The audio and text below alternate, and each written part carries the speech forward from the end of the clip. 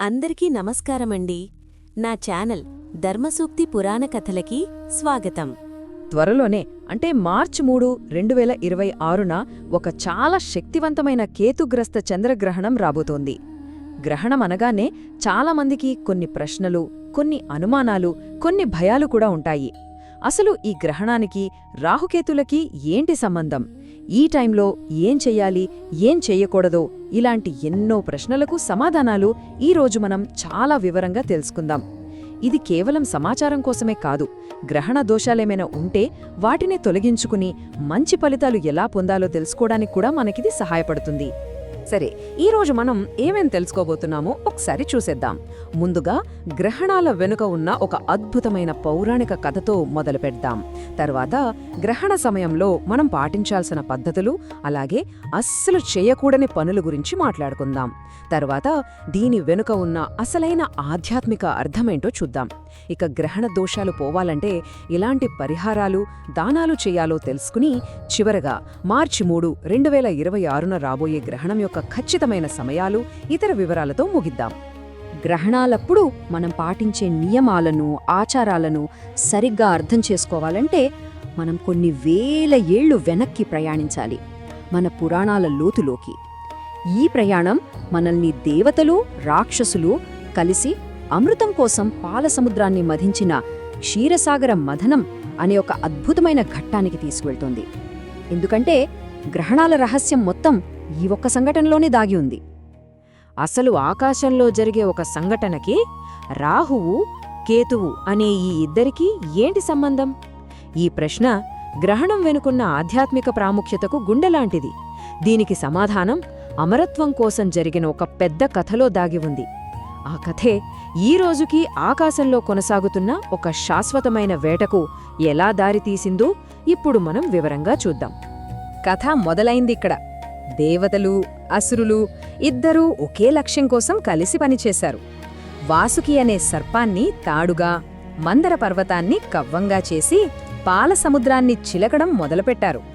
మొదట భయంకరమైన హాలాహలం పుడితే శివుడు దాన్ని తాగి లోకాలను కాపాడాడు. ఆ తరువాత లక్ష్మీదేవి, చంద్రుడు ఇలా ఎన్నో అద్భుతాలు పుట్టాయి. చివరిగా ధన్వంతరి అమృత కలశంతో బయటకు రాగానే దేవతల, రాక్షసుల మధ్య ఉన్న ఒప్పందం పోయింది. అసురులు ఆ కలశాన్ని లాక్కుని వాళ్లలో వాళ్లే గొడవపట్టం మొదలుపెట్టారు. దేవతల నిస్సహాయతను చూసి శ్రీ మహావిష్ణువు రంగంలోకి దిగారు. కాని ఒక కొత్త రూపంలో, ముల్లోకాలను సహితం మోహింపజేసేంత అందమైన జగన్మోహిని అనే స్త్రీ రూపం ధరించారు. తన అందంతో, మాటలతో రాక్షసులను మాయచేసి అమృతాన్ని తిరిగి దేవతలకు అందించాలనేది ఆయన సంకల్పం. అయ్యో, మీరెందుకు గొడవ పడతారు? మీరంతా అన్నదమ్ములే కదా. మీ కష్టఫలాన్ని మీ ఇద్దరికీ నేనే సమానంగా పంచుతాను అన్న మోహిని తీయటి మాటలకు, ఆమె అందానికి రాక్షసులు పూర్తిగా పడిపోయారు. అమృత కలశాన్ని ఆమె చేతికే ఇచ్చేశారు. ఆమె దేవతలను ఒక వరుసలో, రాక్షసులను మరో వరుసలో కూర్చోబెట్టి తన వయ్యారాలతో రాక్షసుల దృష్టిని మరల్చుతూ చాకచక్యంగా అమృతాన్ని కేవలం దేవతలకే పంచడం మొదలుపెట్టింది. కాని అందరూ ఆ మాయలో పడితే స్వర్భానుడు అనే ఒక రాక్షసుడు మాత్రం చాలా తెలివైనవాడు. అతను జరుగుతున్న మోసాన్ని పసిగట్టాడు. వెంటనే దేవత రూపం ధరించి సూర్యచంద్రుల మధ్యలో జాగి కూర్చున్నాడు. మోహిని అతన్ని గుర్తుపట్టలేక అతనికి కూడా అమృతం వడ్డించింది. స్వర్భానుడు అమృతం తాగడం, గొంతు దాటకముందే సూర్యచంద్రులు విష్ణుమూర్తికి సైగ చేశారు. అంతే, సుదర్శన చక్రం మెరుపు వేగంతో వచ్చి ఆ రాక్షసుడి తలని మొండెం నుంచి వేరుచేసింది. కాని కథ ఇక్కడితో అయిపోలేదు. ఇక్కడే అసలు కథ మొదలైంది. అమృతం ప్రభావం వల్ల ఆ తల, మొండెం రెండూ చనిపోలేదు, అమరత్వాన్ని పొందాయి. అప్పటినుండి ఆ తల భాగం రాహువుగా, పాము శరీరం గల మొండెం కేతువుగా పిలువబడుతున్నాయి. తనని పట్టించిన సూర్యచంద్రులపై ఆ క్షణం నుంచే వాళ్లకి తీరడి పగ మొదలైంది. గ్రహణాల వెనుక ఉన్న అసలైన పౌరాణిక రహస్యం ఇదే. ఆనాటి పగతోనే ఈ రోజుకి రాహుకేతువులు సూర్యచంద్రులను పట్టుకోవడానికి, మింగడానికి ప్రయత్నిస్తూనే ఉంటాయి. మనం గ్రహణం అని పిలుచుకునేది ఈ అంతులేని విశ్వవేటనే. చూశారుగా కథ? ఇది కేవలం కథలా అనిపించినా గ్రహణ సమయం ఎందుకంత సున్నితమైనదో, ఎందుకన్నీ జాగ్రత్తలు తీసుకోవాలో ఈ కథ మనకు చెబుతుంది. ఈ విశ్వసంఘర్షణను దృష్టిలో ఉంచుకునే మన పెద్దలు మనల్ని మనం కాపాడుకోవడానికి, ఆధ్యాత్మికంగా ఎదగడానికి కొన్ని ఆచారాలు పెట్టారు. ఇప్పుడు అవేంటో వివరంగా చూద్దాం. గ్రహణాన్ని పాటించటంలో మొదటి, చివరి మెట్లు ఈ 2 స్నానాలే. మొదటిది పట్టు స్నానం. గ్రహణం సరిగ్గా ప్రారంభం కాగానే చేసే ఈ తలస్నానం మన శరీరాన్ని, మనస్సును ఆ ప్రత్యేకమైన కాలానికి సిద్ధం చేస్తుంది. ఇక రెండవది గ్రహణం పూర్తిగా విడిచిన తర్వాత చేసే విడుపు లేదా మోక్షస్నానం. గ్రహణ సమయంలో ఏర్పడిన దోషాల నుండి మనల్ని మనం శుద్ధి చేసుకోవడానికి ఈ స్నానం చేస్తారు. శాస్త్రం ప్రకారం ముందు ఇల్లు శుభ్రం చేసి ఆ తరువాత ఈ స్నానం చేస్తేనే పూర్తి శుద్ధి జరిగినట్టు. గ్రహణ సమయమంతా నెగటివ్ ఏమీ కాదు. నిజానికి ఆధ్యాత్మిక సాధనలకు ఇది 1000 రెట్లు ఎక్కువ శక్తివంతమైన సమయం. అందుకే ఈ టైంలో మనసుని దేవుడి మీద పెట్టి మన ఇష్టదైవ మంత్రాన్ని గాని లేదా ఓం నమః శివాయ లాంటి శక్తివంతమైన మంత్రాన్ని గాని జపించాలి.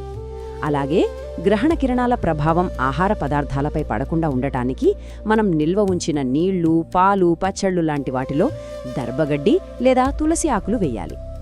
ఏం చెయ్యాలో చూశాం గదా, ఇప్పుడు అంతే ముఖ్యంగా ఏం చెయ్యకూడదో కూడా తెలుసుకోవాలి. శాస్త్రాల ప్రకారం గ్రహణకాలాన్ని అశౌచం అంటారు. అంటే ఒక రకమైన మైల సమయమన్నమాట. వాతావరణంలో నెగటివ్ ఎనర్జీ ఎక్కువగా ఉండే ఈ సమయంలో మనల్ని మనం కాపాడుకోవడానికి కొన్ని పనులు అస్సలు చేయకూడదు. ఇక్కడ చూస్తే మన శాస్త్రాలు ఎంత ప్రాక్టికల్గా ఆలోచించాయో అర్థమవుతుంది. ఒకవైపు తినడం, వంటటం, నిద్రపోవడం, కత్తిలాంటి పదునైన వస్తువులు వాడటం లాంటివి పూర్తిగా నిషేధం. మరోవైపు వృద్ధులు, అనారోగ్యంతో ఉన్నవాళ్లు, గర్భిణీ స్త్రీలు, చిన్న పిన్నల విషయంలో కొన్ని మినహాయింపులిచ్చారు. అవసరమైతే వాళ్లు దర్భవేసిన నీటిని కొద్దిగా తాగవచ్చు. ముఖ్యంగా గర్భిణీ స్త్రీలు ఈ సమయంలో విశ్రాంతి తీసుకోవడం చాలా ముఖ్యం. సరే, ఇన్ని నియమాలు, పద్ధతులు ఎందుకు? పురాణ కథ ఒక కారణం, కానీ దీని వెనుక సైన్స్ కూడా ఉంది. ముఖ్యంగా వేద జ్యోతిష్య శాస్త్రం ప్రకారం దీనికో చాలా లోతైన అర్థం ఉంది. అది కేవలం నమ్మకం కాదు, ఒక సూక్ష్మమైన శాస్త్రం. వేద జ్యోతిష్యంలో చంద్రుణ్ణి ఏమంటారో తెలుసా? మనఃకారకుడు. అంటే మన మనస్సుకి కారకుడు. మన ఆలోచనలు, మన ఎమోషన్స్ అన్నీ చంద్రుడి ప్రభావంలోనే ఉంటాయి. సముద్రంలో అలలు ఎలాగైతే చంద్రుడి వల్ల వస్తాయో అలాగే మన శరీరంలోని నీటి మీద కూడా చంద్రుడి ప్రభావం ఉంటుంది. మరి అటువంటి చంద్రుడు గ్రహణ సమయంలో రాహు లేదా కేతు చేత పీడించబడినప్పుడు మన మనసు మీద ప్రభావం పడకుండా ఉంటుందా? అందుకే ఈ సమయంలో మానసిక ఆందోళన, చిరాకు లాంటివి ఎక్కువగా ఉంటాయి. మరి నెగటివ్ ప్రభావాల నుంచి మనల్ని మనం కాపాడుకోవడానికి ఏమైనా మార్గాలున్నాయా? ఖచ్చితంగా ఉన్నాయి. దీనికోసమే మన శాస్త్రాలు కొన్ని అద్భుతమైన పరిహారాలను, దానధర్మాలను సూచించాయి. వీటిని పాటించడం ద్వారా గ్రహణ దోషం నుంచి బయటపడొచ్చు. గ్రహణ దోష నివారణకు దానం చేయడం చాలా గొప్ప మార్గం. గ్రహణం విడిచి స్నానం చేశాక మన శక్తి కొద్దీ దానం చేయాలి. ఇది చంద్రగ్రహణం కాబట్టి చంద్రునికి సంబంధించిన వస్తువులు అంటే బియ్యం, తెల్లబట్టలు, వెండి, పాలు లాంటివి దానం చేయాలి. అలాగే ఇది కేతుగ్రస్త గ్రహణం కాబట్టి కేతువుకి ఇష్టమైన ఉలవలు లేదా ఒక చిన్న లోహపు నాగపడిగను దానం చేస్తే దోష తీవ్రత బాగా తగ్గుతుంది. దానంతో పాటు మంత్రజపం కూడా చాలా శక్తివంతమైన పరిహారం. ఇవి బీజమంత్రాలు. చాలా చిన్నగా ఉన్నా చాలా పవర్ఫుల్. ఈ కేతుగ్రస్త చంద్రగ్రహణంలో కేతు ప్రభావాన్ని తగ్గించడానికి ఓం కేం కేతవే నమః అనే మంత్రాన్ని, చంద్రుడి బలాన్ని పెంచడానికి సోం సోమాయ నమః అనే మంత్రాన్ని గ్రహణ సమయంలో జపించడం వల్ల మనసు ప్రశాంతంగా ఉంటుంది. ఇప్పటిదాకా మనం కథ, ఆచారాలు, పరిహారాల గురించి చాలా విషయాలు తెలుసుకున్నాం. ఇప్పుడు అసలు విషయానికొద్దాం. మార్చి 3, 2026న రాబోయే గ్రహణం యొక్క ఖచ్చితమైన సమయాలు ఏంటి? ఆ వివరాలు చూద్దాం. అప్పుడే మనం అన్నింటికీ సిద్ధంగా ఉండగలం. ఈ సమయాలు చాలా ముఖ్యం. వీలైతే నోట్ చేసుకోండి. భారత కాలమానం ప్రకారం గ్రహణం మొదలయ్యేది అంటే పట్టుకాలం మధ్యాహ్నం 3:20 గ్రహణం ముగిసేది అంటే మోక్షకాలం సాయంత్రం 6:47. ఇక్కడొక విషయం గుర్తుపెట్టుకోవాలి. మనకి ఇండియాలో ఈ గ్రహణం చంద్రుడు ఉదయించాక కేవలం 27 నిమిషాలు మాత్రమే కనిపిస్తుంది. అయినా సరే మనం పాటించాల్సిన నియమాలు మాత్రం పూర్తి గ్రహణ కాలానికి అంటే 3 గంటల 20 నిమిషాల నుండి 6 గంటల 47 వరకు పాటించాలి. అంటే ఈ మొత్తం ఖగోళ సంఘటన దాదాపు 3 గంటల 27 నిమిషాల పాటు జరుగుతుంది. ఈ సమయాన్ని మనం వృధా చేయకుండా ఆధ్యాత్మిక సాధనకు, జప తపాలకు ఉపయోగించుకోవడానికి ఇది ఒక గొప్ప అవకాశం. ఇక జ్యోతిష్యపరంగా చూస్తే ఈ గ్రహణం సింహరాశిలో పూర్వ ఫల్గుని అంటే పుబ్బ నక్షత్రంలో జరుగుతోంది. కాబట్టి ముఖ్యంగా ఈ రాశి నక్షత్రంలో జన్మించిన వాళ్ళు కొంచెం అదనపు జాగ్రత్తలు తీసుకోవడం, శాంతి పరిహారాలు చేసుకోవడం చాలా మంచిది. చివరిగా ఒక విషయం, గ్రహణాన్ని చూసి మనం భయపడాల్సిన అవసరం లేదు. అది ఒక కాస్మిక్ రీసెట్ బటన్ లాంటిది. మనలో ఉన్న నెగటివిటీని తొలగించుకుని, మనల్ని మనం శుద్ధి చేసుకుని, ఒక కొత్త చైతన్యంతో ముందుకు సాగడానికి ప్రకృతి మనకిచ్చే ఒక అద్భుతమైన అవకాశం. మరి ఈ అవకాశాన్ని మనం ఎలా సద్వినియోగం చేసుకుంటాం అన్నదే అసలైన ప్రశ్న. ఒకవైపేమో రంగుల కేలి హోలీ పండుగ, మరోవైపేమో ఆకాశంలో ఓ పెద్ద ఖగోళ అద్భుతం. అవును, 2026లో మన హోలీ పండుగ రోజునే ఒక శక్తివంతమైన చంద్రగ్రహణం రాబోతోంది. అసలు ఈ రెండు ఇలా ఒకే రోజు రావడం కేవలం యాదృచ్ఛికమేనా, లేకపోతే దీని వెనుక ఏదైనా లోతైన ఆధ్యాత్మిక రహస్యం దాగి ఉందా? పదండి, ఈ రోజు దాని గురించే మనం వివరంగా తెలుసుకుందాం. ఈరోజు మన ప్రయాణం మనందరికీ ఎంతో ఇష్టమైన హోలీ పండుగతో మొదలై ఆకాశంలో జరిగే ఒక అద్భుతమైన సంఘటన వరకు సాగుతుంది. ఈ రెండింటి కలయిక మన మీద ఎలాంటి ప్రభావం చూపిస్తుంది, మనం ఎలాంటి జాగ్రత్తలు తీసుకోవాలి, వాటన్నింటినీ హనాహనా వివరంగా చూద్దాం. ఇక మొదలు పెడదామా? సరే, ముందుగా మనందరికీ తెలిసిన హోలీతోనే మొదలు పెడదాం. రంగులు చల్లుకోవడం, సరదాగా గడపడం, ఇదంతా మనకు తెలుసు. కాని అసలు ఈ పండుగ మూలమేంటి? దీని వెనుక ఉన్న అసలైన ఆధ్యాత్మిక సందేశం ఏమై ఉంటుంది? ఇక్కడ ఒక ముఖ్యమైన విషయం మనం గమనించాలి. హోలీని ఎప్పుడూ కూడా ఫాల్గుణ మాసంలో వచ్చే పౌర్ణమి రోజునే జరుపుకుంటాం. నిండు చంద్రుడి వెలుగులో వసంతం రాకను స్వాగతించే ఆ పౌర్ణమే ఇప్పుడు మనం మాట్లాడుకోబోయే గ్రహణానికి వేదిక కాబోతుందన్నమాట. హోలీ వెనుక ఒక్క కథ కాదు, 2 శక్తివంతమైన కథలున్నాయి. మొదటిది మనందరికీ బాగా తెలిసిన ప్రహ్లాదుడి కథ. భక్తిని నాశనం చెయ్యాలనుకున్న దుష్టశక్తి అయిన హోలిక అగ్నిలో భస్మమైపోతే భక్తి స్వరూపుడైన ప్రహ్లాదుడు మాత్రం సురక్షితంగా బయటపడతాడు. ఇది చెడు మీద మంచి గెలిచిందనడానికి ప్రతీక. ఇక రెండో కథ కాస్త భిన్నమైనది. అదే కామదహనం. లోక కళ్యాణం కోసం శివుడి తపస్సును భంగపరిచిన కామదేవుడు ఆయన 3వ కంటి మంటలకు ఆహుతవుతాడు. ఇది దేన్ని సూచిస్తుందంటే మనలోని కోరికలను జయించి ఆధ్యాత్మికంగా ఎదగాలనే ఓ గొప్ప సందేశాన్నిస్తుంది. చూసారా, హోలీ పండుగకి వెలుగునిచ్చే అదే నిండు చంద్రుడికి 2026లో ఒక అద్భుతమైన గ్రహణం పట్టబోతోంది. సరే, ఇప్పుడు మనం పండుగ ఉత్సాహం నుంచి ఆకాశంలో జరగబోయే ఈ అద్భుతం వైపు మన దృష్టిని సారిద్దాం. ఈ తేదీని బాగా గుర్తుపెట్టుకోండి, మార్చి 3, 2026. సరిగ్గా హోలీ పండుగ రోజునే ఈ చంద్రగ్రహణం ఏర్పడుతోంది కాబట్టి దీని ప్రాముఖ్యత మామూలు గ్రహణం కంటే ఎన్నో రెట్లు ఎక్కువగా ఉంటుంది. సరే, ఇప్పుడు ఆ టైమింగ్స్ ఏంటో ఒకసారి చూద్దాం. గ్రహణం మనకి మధ్యాహ్నం 3 గంటల 20 నిమిషాలకు మొదలవుతుంది, సాయంత్రం 6 గంటల 47 నిమిషాలకు ముగుస్తుంది. కానీ ఇక్కడ మనం ఒక ముఖ్యమైన విషయం గమనించాలి. సూర్యాస్తమయం అయిపోయాక మనకి దానాలు, జపాలు లాంటిది చేసుకోవడానికి దొరికే అసలైన పుణ్యకాలం కేవలం 27 నిమిషాలు మాత్రమే. అయినా సరే, నియమాలు మాత్రం గ్రహణం పట్టిన దగ్గర నుంచి విడిచేంతవరకు పాటించాల్సిందే. జ్యోతిష్యపరంగా చూస్తే ఇది మామూలు గ్రహణం కాదండి. ఇది కేతుగ్రస్త చంద్రగ్రహణం. అంటే కేతు ప్రభావం చాలా ఎక్కువగా ఉంటుంది. ఇది కొన్నిసార్లు ఆధ్యాత్మిక మార్పులకు, కొన్నిసార్లు అనుకోని సంఘటనలకు దారితీయొచ్చు. ఇది కూడా సింహరాశిలో ఏర్పడుతోంది కాబట్టి దాని ప్రభావం కొన్ని రాశులపై చాలా బలంగా ఉంటుంది. అయితే ఈ గ్రహణం మనల్ని వ్యక్తిగతంగా ఎలా ప్రభావితం చేస్తుంది? జ్యోతిష శాస్త్రం ప్రకారం చూస్తే మన జీవితాల్లో ఎలాంటి మార్పులు రావచ్చో ఇప్పుడు చూద్దాం. మన జ్యోతిష్ శాస్త్రంలో చంద్రుణ్ణి ఏమంటారో తెలుసా? మనఃకారకుడు అంటారు. అంటే మన మనసుకు అధిపతి అన్నమాట. మన ఆలోచనలు, మన ఎమోషన్స్, మన మూడ్ స్వింగ్స్ వీటన్నింటినీ కంట్రోల్ చేసేది చంద్రుడే. అందుకే చంద్రుడికే గ్రహణం పట్టినప్పుడు సహజంగానే మన మనసు కూడా కాస్త అటు ఇటుగా అస్థిరంగా మారే అవకాశం ఉంటుంది. ఇప్పుడు రాసుల వారీగా దీని ప్రభావం ఎలా ఉంటుందో చూద్దాం. మిథునం, తుల, వృశ్చికం, మీన రాసుల వారికి ఇది మంచి ఫలితాలనే ఇస్తుంది. కానీ వృషభం, సింహం, కన్య, మకర రాసుల వారు మాత్రం కొంచెం జాగ్రత్తగా ఉండాలి. వీళ్లు పరిహారాలు చేసుకోవడం చాలా అవసరం. ఇక మిగిలిన మేష, కర్కాటక, ధనుస్సు, కుంభరాశుల వారికి మిశ్రమ ఫలితాలు ఉంటాయి. కాబట్టి వారు కూడా చిన్న చిన్న పరిహారాలు పాటిస్తే చాలా మంచిది. రాసులే కాదు, నక్షత్రాల వారీగా కూడా ప్రభావం ఉంటుంది.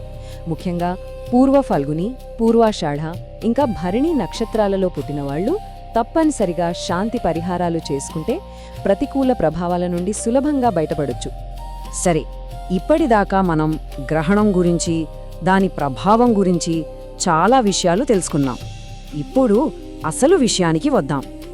ఆ రోజున మనం ఏం చెయ్యాలి, ఏం చెయ్యకూడదు, ఆ నియమాలని ఇప్పుడు స్పష్టంగా, వివరంగా చూద్దాం. ఆధ్యాత్మికంగా పూర్తి ప్రయోజనం పొందాలంటే ఈ ఆర్డర్ ఫాలో అవ్వడం చాలా మంచిది. ఫస్ట్, గ్రహణానికి ముందే భోజనం పూర్తి చేసేయాలి. గ్రహణం మొదలవగానే పట్టు స్నానం చెయ్యాలి. ఆ తర్వాత గ్రహణ సమయంలో చేసే జపం, ధ్యానం 1000 రెట్లు ఎక్కువ శక్తివంతంగా ఉంటుంది. కాబట్టి ఆ సమయాన్ని సద్వినియోగం చేసుకోవాలి. ఇక గ్రహణం వీడగానే విడుపు స్నానం చేసి ఆ తర్వాత దానధర్మాలు చేయడం ద్వారా ఆ దోషాలను తొలగించుకోవచ్చు. ఈ గ్రహణ కాలాన్ని సూతక కాలం అని అంటారు. ఈ టైంలో ప్రకృతిలోని శక్తి ప్రవాహాలు చాలా సెన్సిటివ్గా ఉంటాయి. అందుకే కొన్ని జాగ్రత్తలు తీసుకోవాలి. తినడం, తాగడం, నిద్రపోవడం లాంటి వాటికి దూరంగా ఉండాలి. పదునైన వస్తువులను అస్సలు వాడకూడదు. ముఖ్యంగా గర్భిణీ స్త్రీలు ఈ సమయంలో బయటకు రాకుండా ఇంట్లోనే ఉండి పూర్తి విశ్రాంతి తీసుకోవడం వాళ్ళ ఆరోగ్యానికి చాలా ముఖ్యం. ఈ గ్రహణ సమయంలో ఉత్పన్నమయ్యే శక్తిని మనకు అనుకూలంగా మార్చుకోవడానికి మన దగ్గర 2 అద్భుతమైన టూల్స్ ఉన్నాయి. అవేంటంటే మంత్రాలు మరియు దానాలు. వాటి గురించి ఇప్పుడు తెలుసుకుందాం. ఇక్కడ కనిపిస్తోంది కదా ఒక శ్లోకం. ఇది ఒక శక్తివంతమైన రక్షణ కవచం లాంటిది. ముఖ్యంగా గ్రహణ ప్రభావం ఎక్కువగా ఉండే రాసులవారు ఈ శ్లోకాన్ని ఒక తెల్ల కాగితంపై రాసి నుదుటిపై ధరిస్తే గ్రహణ దోషాల నుంచి రక్షణ కలుగుతుందని శాస్త్రం చెబుతోంది. అయితే అయ్యో, నాకు పెద్దగా మంత్రాలు రావు అని కంగారు పడాల్సిన అవసరమే లేదు. గ్రహణ సమయంలో మనసు పెట్టి చేసే ఏ చిన్న ప్రార్థనైనా సరే, అది గాయత్రి మంత్రం కావచ్చు, లేదా సింపుల్గా రామ, కృష్ణ అని స్మరించుకోవడం కావచ్చు, దాని శక్తి 1000 రెట్లు పెరుగుతోంది. ముఖ్యమైనదేంటంటే ఆ సమయాన్ని భగవంతుడి ధ్యాసలో గడపడం. గ్రహణం ముగిసి స్నానం చేశాక దానం చేయడం చాలా చాలా ముఖ్యం. ఇది గ్రహణ దోషాలను శాంతింపజేస్తుంది. చంద్రుడికి, కేతువుకు సంబంధించిన వస్తువులు అంటే బియ్యం, వెండి, తెల్లటి బట్టలు, నెయ్యి, ఉలవలు, కంచు పాత్ర లాంటివి దానం చేస్తే చాలా మంచి ఫలితాలుంటాయి. పరిహారాల విషయంలో కూడా అందరికీ అందుబాటులో ఉండే మార్గాలున్నాయి. ఆర్థికంగా వీలున్నవారు దగ్గర్లోని శివాలయంలో తమ పేరు మీద రుద్రాభిషేకం చేయించుకుంటే చాలా ఉత్తమం.